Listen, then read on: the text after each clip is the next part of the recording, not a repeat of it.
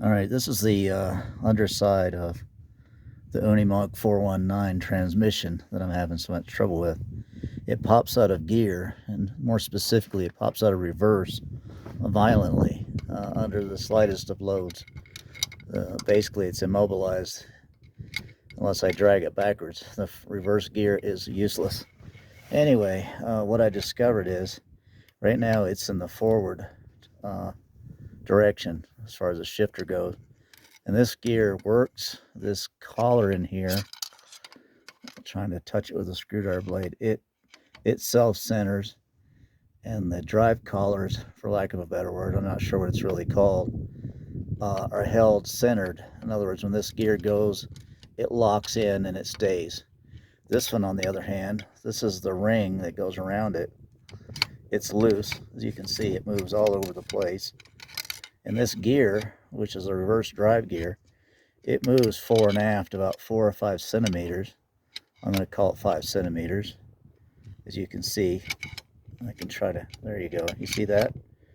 It moves back and forth. And this collar, which is supposed to be centered and spring loaded, it just floats around. It's just floating around in there. I actually considered cutting it away, but I figured that would just be more trouble. And it's very difficult to get to. Now, if I drive or push the gears shifter into the reverse position, sometimes it goes further than others because it can be pinched. This assembly will be in a random spot and it'll get pinched. If I push it sort of into position, well, it's just floating around in there. Anyway, I'm going to try it anyway. I'm going to push it back. There's reverse.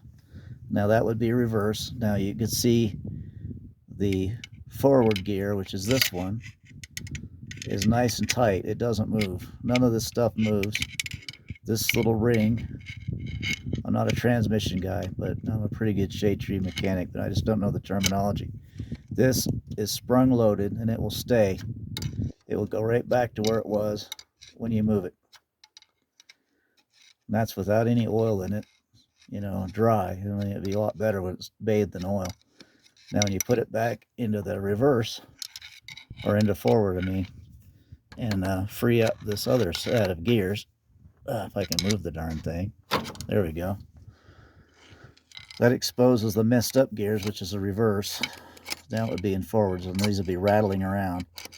And as you can see, not only am I missing some springs and parts here, and God knows what else, this driven gear, which I'm going to try to show in the video here, I'm working with one hand, you can see that gear moves. So my guess is a bearing disintegrated. I did find the remains of a small roller bearing the size of a cigarette or a pencil eraser. One of the lonely roller bearings. The rest of them were gone.